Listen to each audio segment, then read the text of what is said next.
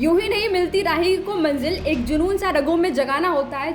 जब पूछा चिड़िया से कैसे बना आशियाना, तो बोली भरनी पड़ती है रोज उड़ान और तिनका तिनका उठाना होता है। So hi everyone, this is Sumedha Gupta, MBBS second year student, और आज मैं अपनी नीट जर्नी आप लोगों के साथ शेयर करने वाली हूँ। मैंने नीट 3 अटेम्प्ट में क्लियर किया। फर्स्ट अटेम्प्ट में मेरा स्कोर 270 मार्क्स था और थर्ड अटेम्प्ट में मेरा स्कोर 620 मार्क्स था। और मैं आज आपको ये बताऊंगी कि मैंने कैसे ये स्कोर इंक्रीज किया अपना 270 से 621 मार्क्स तक। तो ये कहानी शुरू होती है जब मैंने नीट का जो एग्जाम था वो फर्स्ट अटेम्प्ट दिया था विद 12। तो मैं आपको बता दूं, मैंने नीट का एग्जाम 3 बार दिया है। मैंने थर्ड अटेम्प्ट में अपना नीट क्लियर किया है। तो जब मैं फर्स्ट टाइम दे रही थी नीट, तो मेरे घर वालों को बहुत ज़्यादा ही विश्वास था कि मेरा सिलेक्शन हो जाएगा विद 12 भी, पर लेकिन ऐसा हुआ नहीं। मेरे मार्क्स बहुत कम रह गए, 270 मार्क्स थे मेरे नीट में। मेरे घर वालों का होप बिल्कुल टूट गया था, मेरे पे से विश्वास भरोसा बिल्कुल ही उठ गया था उनका। पर लेकिन मेरा खुद पर से इतना भरोसा था कि वो टूटना बहुत मुश्किल था। और मैंने ये डिसाइड किया कि मैं इस साल एक ड्रॉप लूंगी।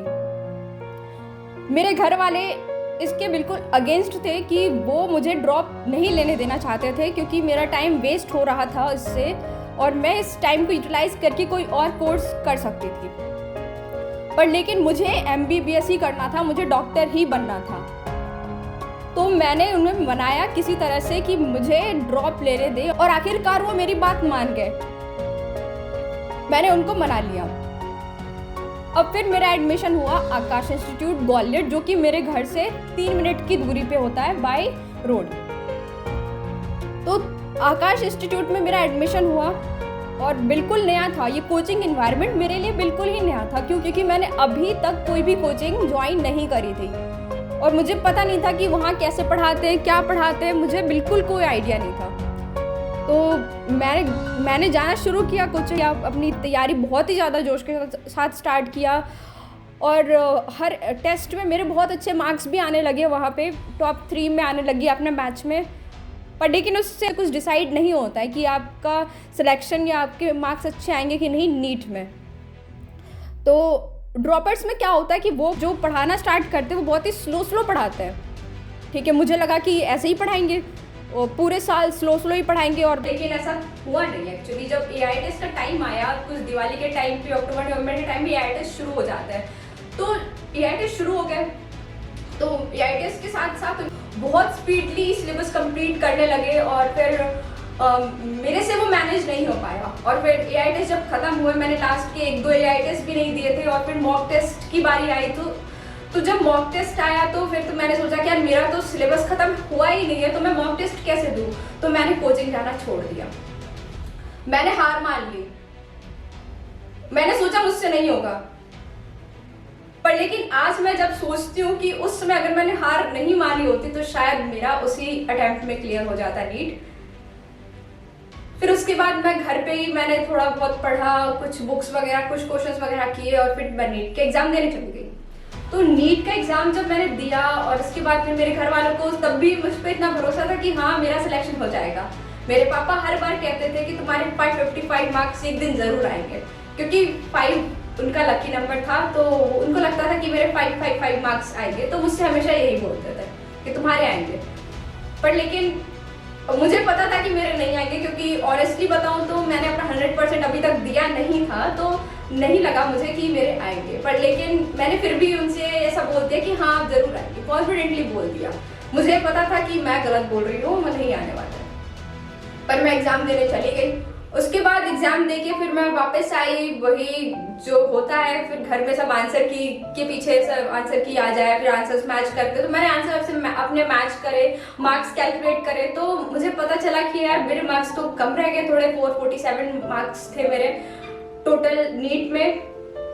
तो अब 447 में तो कुछ मार्क्स कुछ मिलता नहीं है ना, कुछ कॉलेज वगैरह ना, मुझे एमबीबीएस ही करना था, मुझे और कुछ करना ना, बीडीएस नहीं करना था, मुझे बीएमएस कुछ नहीं करना, मुझे एमबीबीएस ही करना था।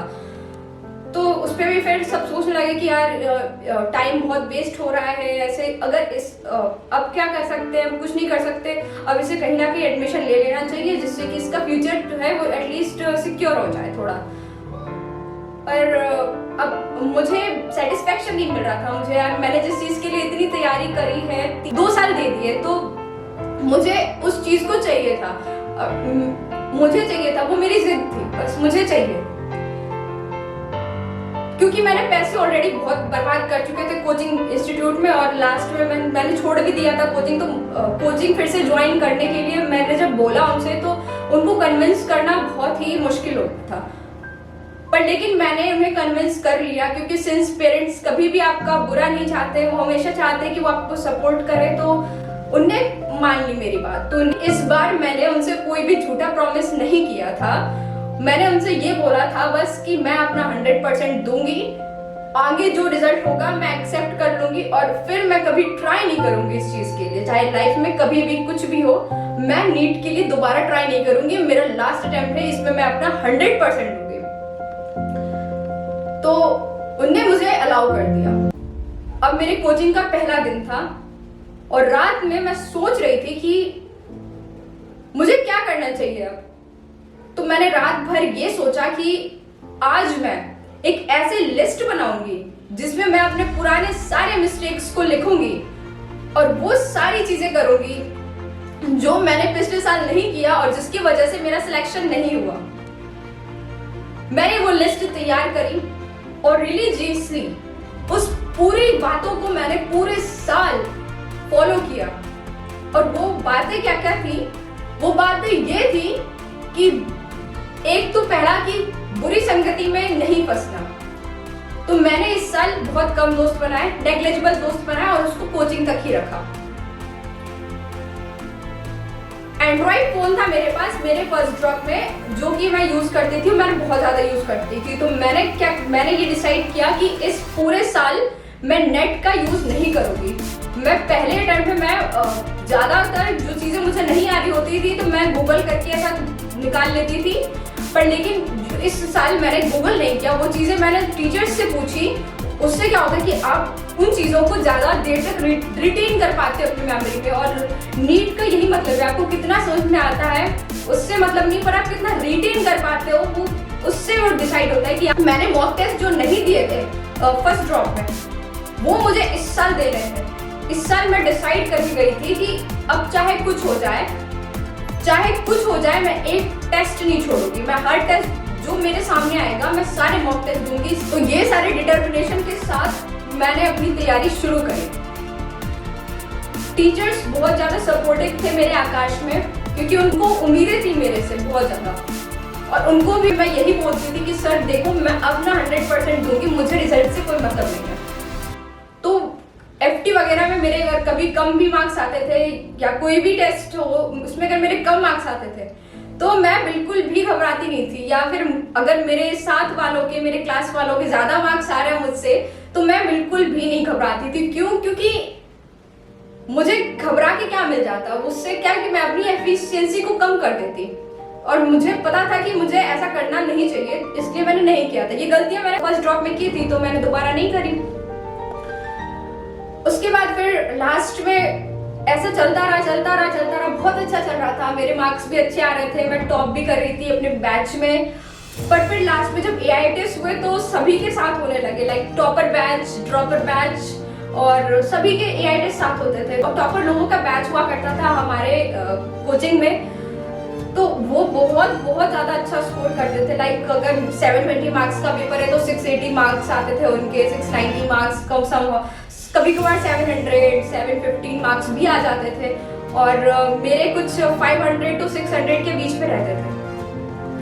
तो मैं बहुत डिमोटिवेटेड हो गई थी उस टाइम पे। थोड़ा सा मुझे लगता था कि हाँ शायद मैं कुछ गलत कर रही हूँ। तो एक दिन मुझे रोना आ गया, और केमिस्ट्री के टीचर थे जो एएचएम हुआ करते थे हमारे आकाश में, मेडिकल के हेड होते थे। तो और उनने मेरी बात अपने असिस्टेंट डायरेक्टर सर से कराई थी जो आकाश में हुआ करते थे, और उन दोनों ने मुझे बहुत मोटिवेट किया कि उनको भरोसा है मुझ पे और मेरा सिलेक्शन होगा और मैं डॉक्टर बनूंगी।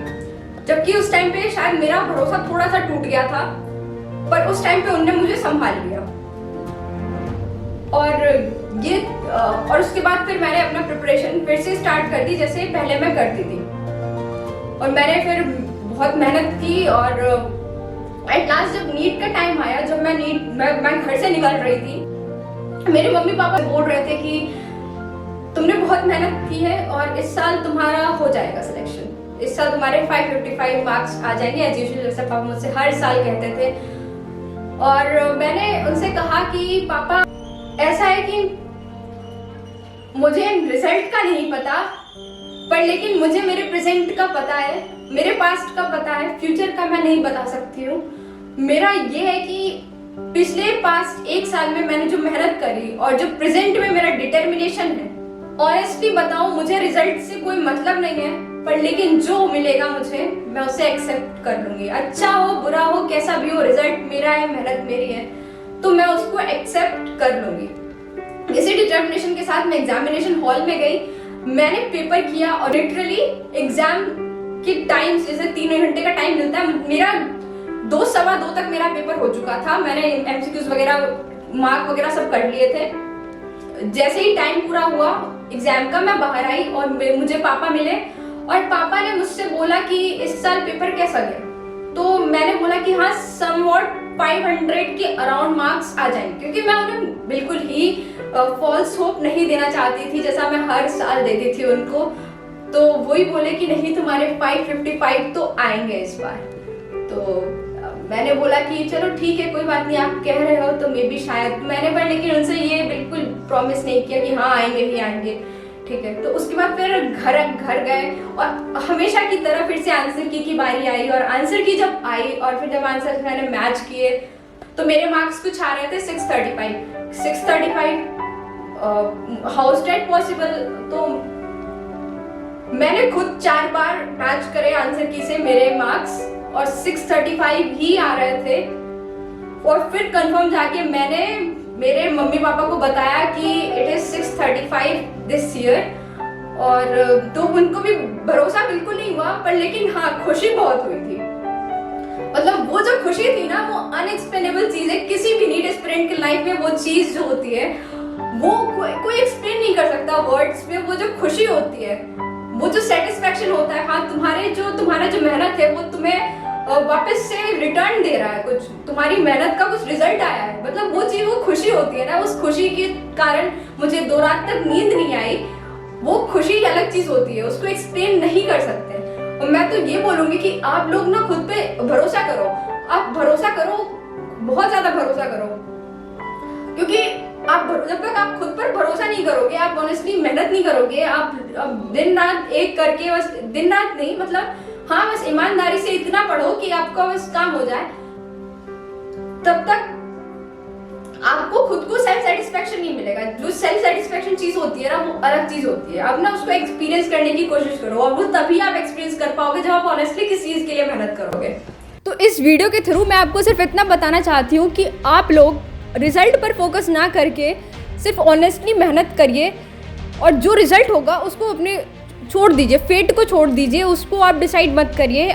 आप सिर्फ ऑनेस्टली मेहनत करते जाइए और उसके बाद जो होगा वो अनएक्सपेक्टेडली सबसे अच्छा होगा, बेस्ट होगा आपके लिए। तो इसी के साथ मैं इस वीडियो को एंड कर रही हूँ। और अगर आपको ये वीडियो अच्छी लगी होगी और आपको थोड़ी सी भी हेल्प मिली होगी तो फिर आप मेरे चैनल को सब्सक्राइब करिए। और अगर आपको और मोटिवेशन चाहिए तो आप मेरी ये वाली वीडियो देख सकते हैं।